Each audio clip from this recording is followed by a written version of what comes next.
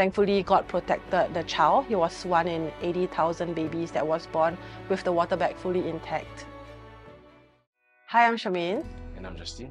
And we're from the Young Family Cell Group. We're also blessed to be parents of 2 young kids, one who is 4 and one who is 2. Both of them were born premature, with the first being extremely premature at 25 weeks and 5 days, and my second being born at 28 plus 6. It's not been an easy journey. So with my son, everything was fine with the pregnancy. We were very excited to be parents. It will be the first grandkid on both sides of the family. And one day I just lost my mucus plug suddenly and I was sent home.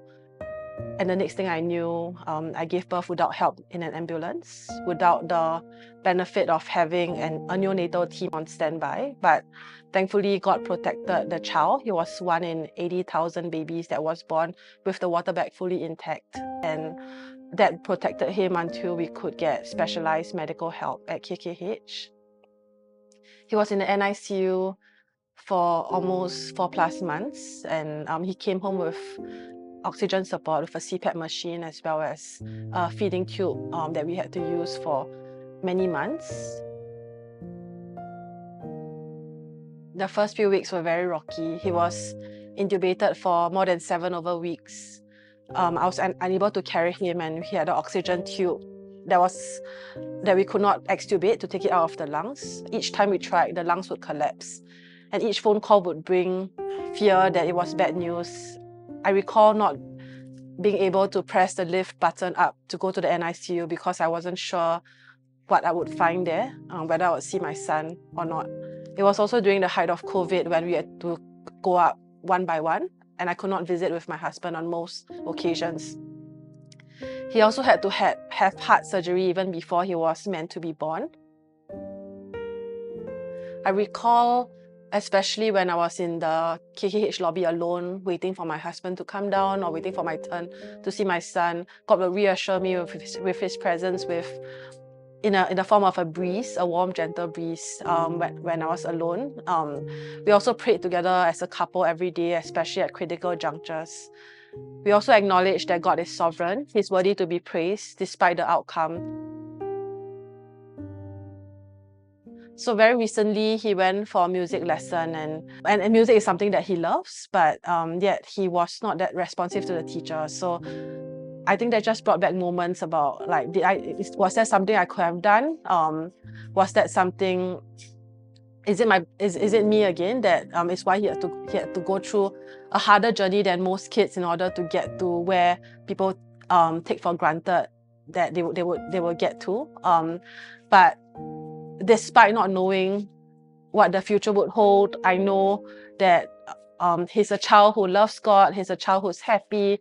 He's a child who's assured of how loved he is. And I know that what's within my control and what things that I know would be that God is there, and that we will give him the best environment and support.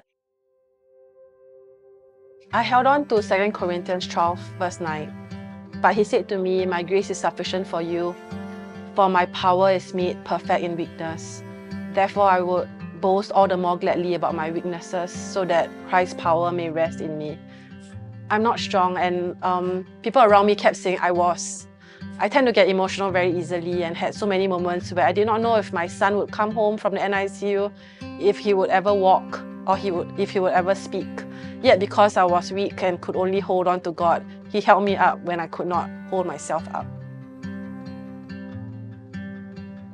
I had a second child who was also premature, and I was also assured that she should not be premature. And at that time, we haven't decided what to name her. God spoke to me at about at a 7-Eleven just below my block.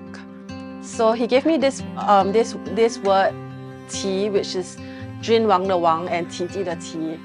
I didn't even know that word existed, and I didn't know why. But he told me that because of the king, I will see miracles. I didn't expect her to be premature again.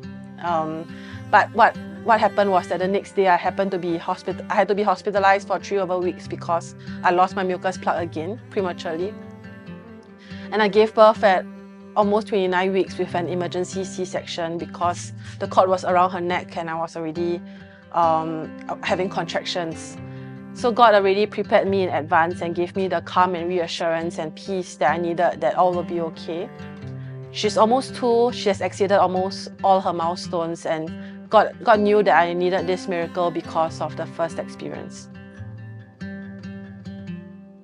Ever since this happened to us, and I was more open to share about my story, many friends from that I've met across work and across people who knew someone who had similar experiences also reached out to ask for help and guidance about how to go through this journey, what to look out for. And God has given me many opportunities to encourage them, to say that sometimes it may or may not be an emotional roller coaster, but God will give them the help and strength that they need to face each day, that they are not alone and He cares and knows how they feel. So today my kids are 4 and the other one is almost 2, and there are still challenges, especially with my first, who was born at 25 weeks.